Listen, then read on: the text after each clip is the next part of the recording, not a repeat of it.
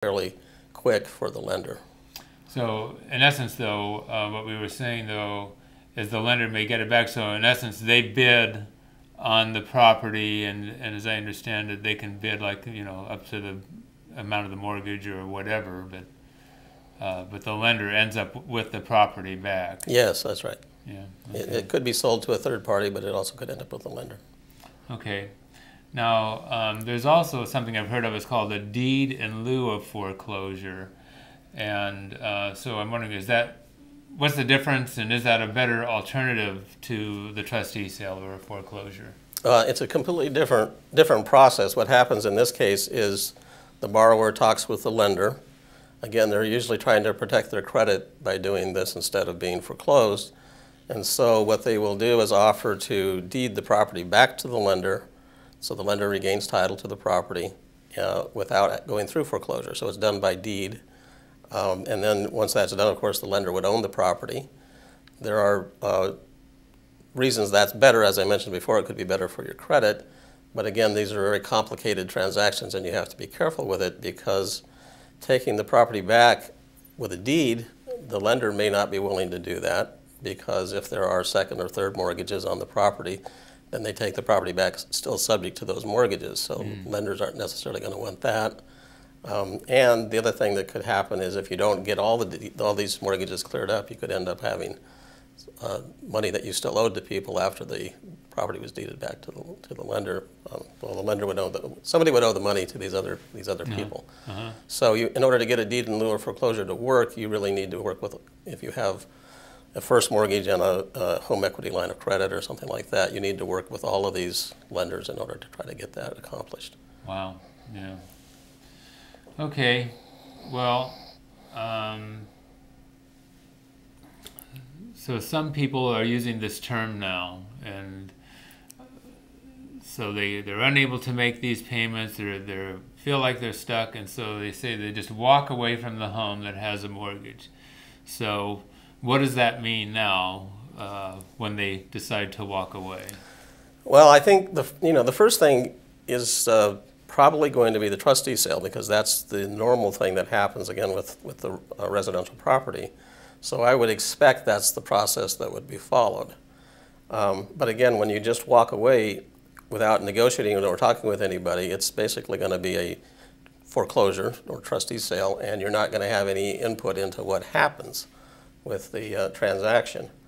And there can be some consequences that occur when the property is sold in trustee sale.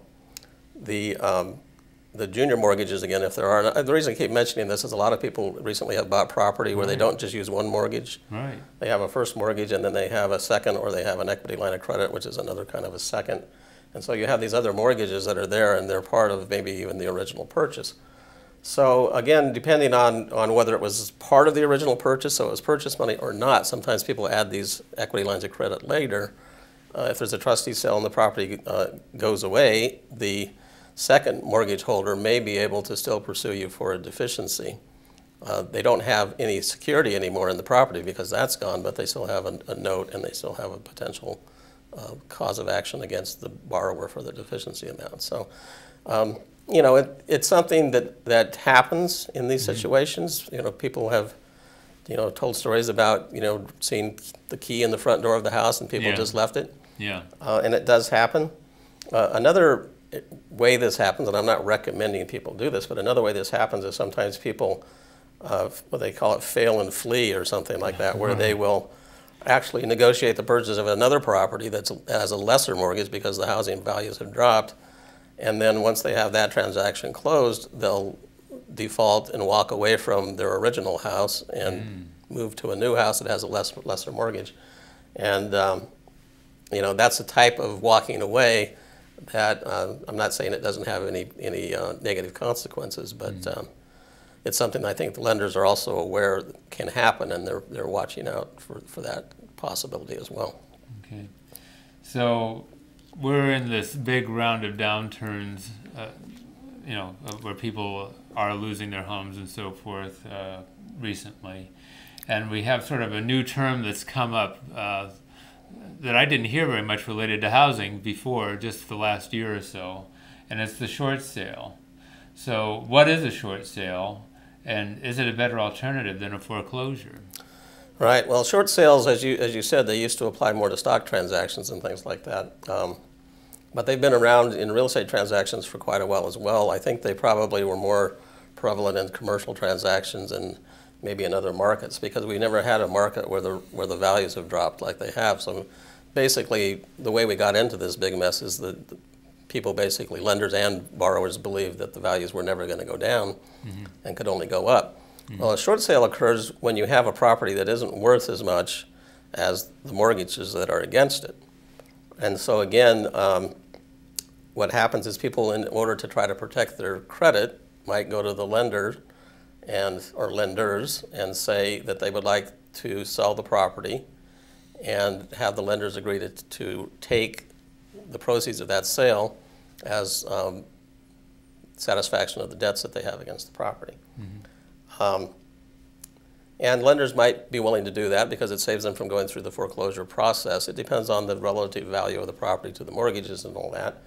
But essentially, if you get the agreement from the lender that they're going to be willing to cooperate with that, then you market your property for sale and get the highest price you can get for it.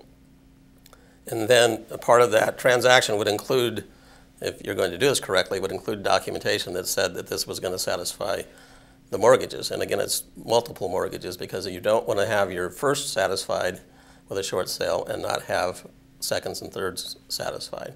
And you don't want to enter into a short sale where the lender just says that they're going to be willing to release the lien against the property so you can close escrow without their agreement to not pursue you for any kind of shortfall, because you're not, in this case, you're not going through a foreclosure, you're actually selling the property. And so the anti-deficiency statutes and things like that we're going to talk about in a minute are not necessarily going to apply in the same way in this voluntary transaction with the lender and the borrower. Right. So that's one thing that's going to be, I think, really important, is that anti-deficiency aspect. So we'll talk about that in a moment. So now we've got a short sale, or we may have a foreclosure.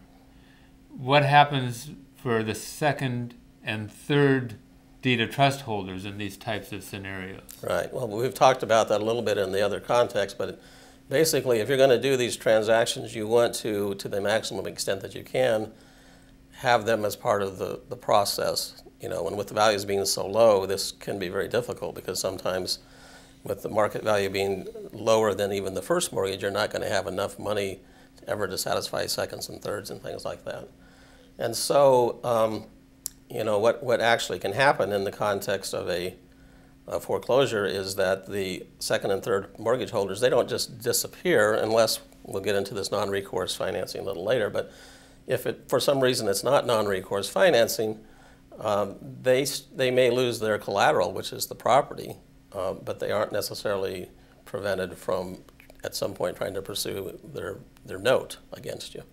And so it could end up, if you don't get this all bundled up together, you could end up in a situation where you've lost your property, you're still having trouble with your debts, you still owe money to lenders, and you're basically insolvent.